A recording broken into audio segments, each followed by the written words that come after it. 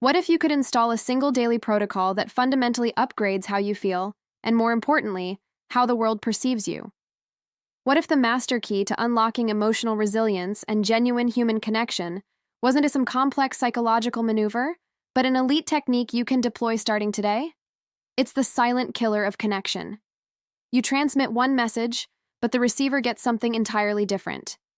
You attempt to show support, but it's decoded as criticism.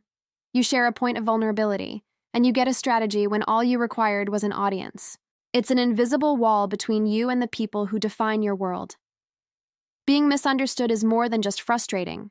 It's a corrosive force. Over time, it erodes your personal power, diminishes your value, and leads to a portfolio of negative assets like self-doubt and isolation. In this video, we're handing you the blueprint for a habit that can radically transform your relational dynamics. Stick with us, and you'll learn how to systematically dismantle that invisible wall. Let's run a diagnostic. You've navigated a brutal day of professional warfare.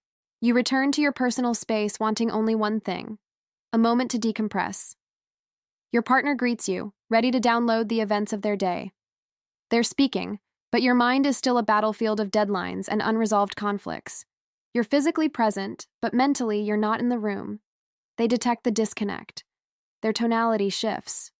"What's wrong?" they ask. You, aiming for efficiency, state the raw data. "I'm just tired and stressed from work." But what they decode is, "Your day is irrelevant to me." In that gap between transmission and reception, a conflict ignites. Defense systems are activated. Accusations are launched. "You never listen." "You're always checked out." You counterfire. "Can I get a single moment? Why is your need for attention so constant?" Within minutes, you're in a full-scale conflict. You both retreat to separate corners, processing feelings of injury, anger, and profound miscommunication. The initial objective, connection, is now buried under layers of flawed interpretation.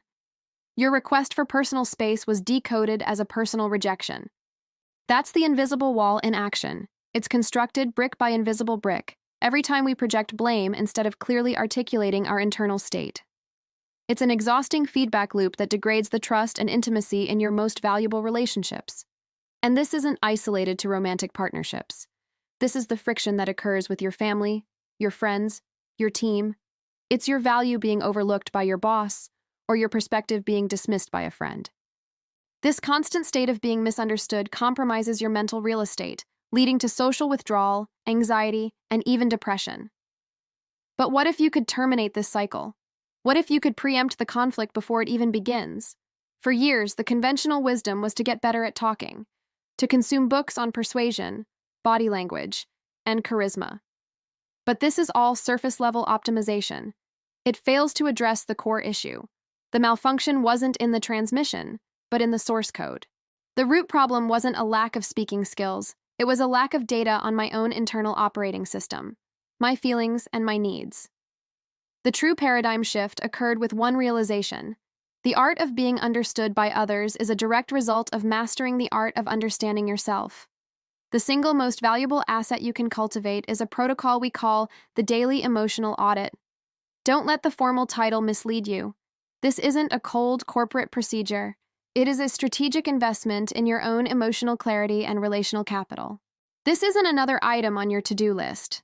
It's a moment of tactical subtraction, removing the noise to connect with your core self.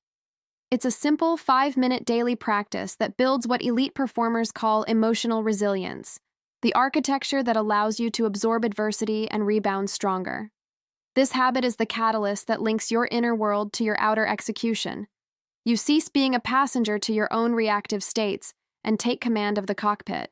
When you possess a high-fidelity understanding of yourself, you can articulate your position with a clarity that is almost impossible to misinterpret. So, what's the protocol?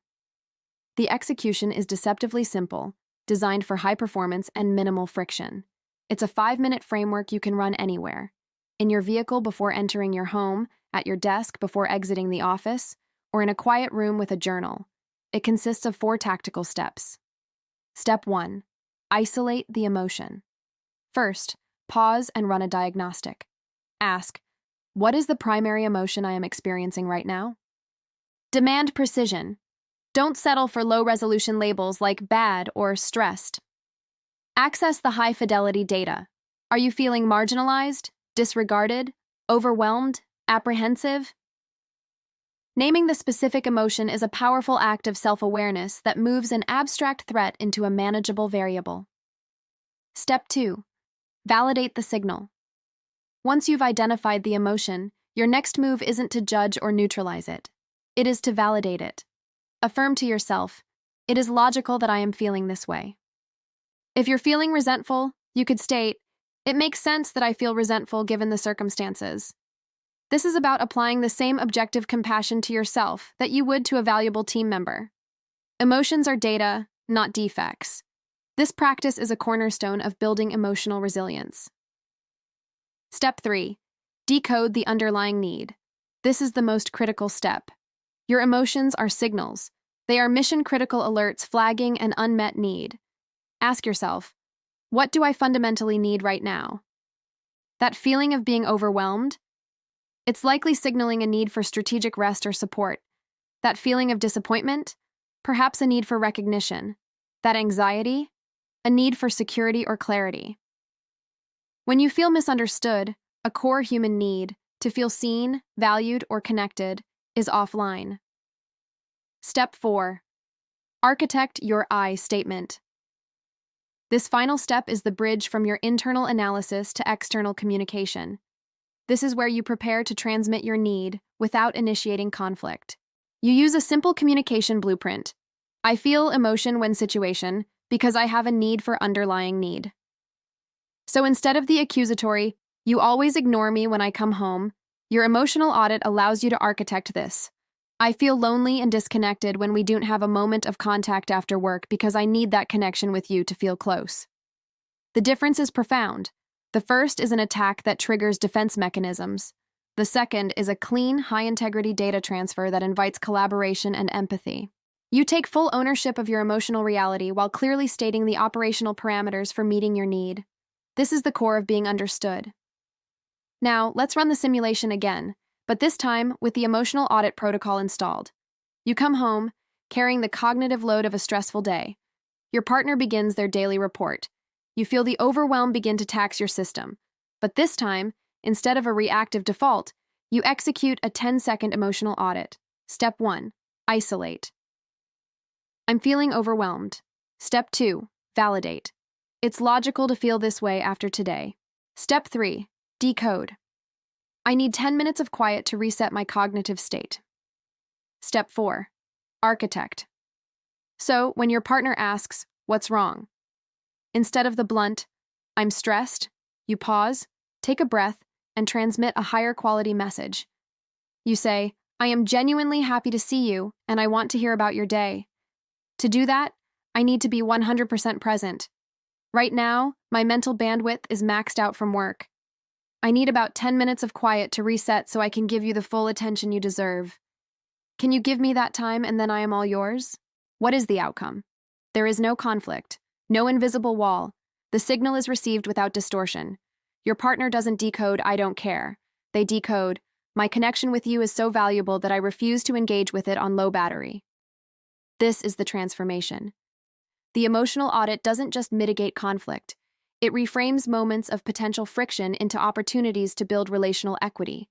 You stop blaming others for not being mind readers and start providing them with a clear user manual to your own operating system. This habit forges incredible emotional resilience and makes you an architect of genuine human connection. Knowledge is potential power. Action is where that power is realized. So here is your call to action.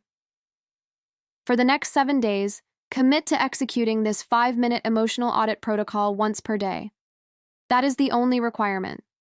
Isolate one emotion, validate its existence, decode the need behind it, and practice architecting an I statement, even if you only articulate it to yourself.